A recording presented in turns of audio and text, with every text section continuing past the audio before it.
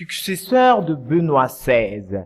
Il s'appelle François Ier. Georges Mario Bergoglio, archevêque de Buenos Aires, Argentine, est le 266e pape. Les cardinaux électeurs ont élu le nouveau pape à la 5e session de vote hier, au 2e jour du conclave. À 18h GMT, la fumée blanche est échappée de la cheminée de la chapelle Sixtine et les cloches de la basilique Saint-Pierre de Rome ont retenti. C'est le cardinal Angelo Sudano qui a présidé le vote depuis mardi soir où la première fumée noire s'est échappée de la cheminée de la dite chapelle.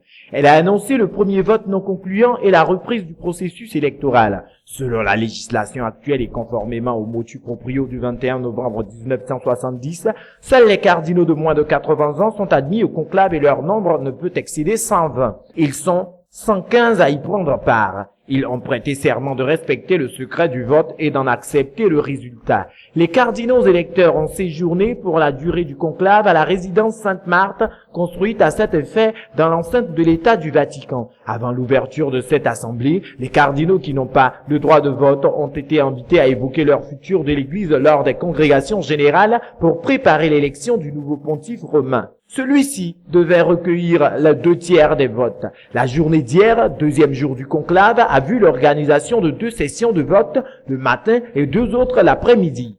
Les résultats n'ont pas été concluants et la fumée noire a été aperçue à la cheminée de la chapelle Sixtine à chaque fois. Les bulletins électoraux dépouillés sont brûlés à chaque session dans un poêle, mais la majorité s'est dégagée à la 5e session. Le souverain pontife a été élu. La fumée blanche l'a annoncé, et le pape élu a répondu favorablement à la question du cardinal doyen. Acceptez-vous votre élection canonique comme souverain pontife? Puis, de quel nom voulez-vous être appelé? Et il a été proclamé. On a allumé alors un feu de paille mouillé pour produire une fumée blanche. Pour produire la fumée noire, au feu de paille, on ajoute les bulletins dans le poêle. Depuis le conclave de 2005, des fumigènes colorants fabriqués par un poêle électronique sont utilisés pour éviter les confusions. Il y a eu en cette année-là une autre innovation. Faire sonner les cloches de la basilique Saint-Pierre de Rome pour accompagner la fumée blanche afin d'éviter les hésitations des spectateurs sur la couleur des volutes s'échappant de la cheminée.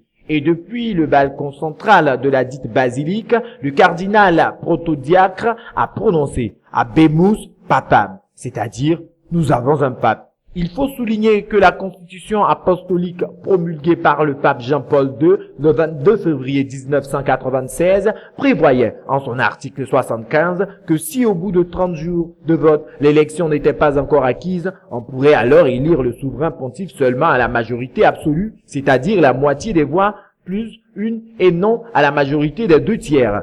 Benoît XVI a abrogé cette clause. C'est à la majorité des 2/3 que le 266e évêque de Rome a été élu.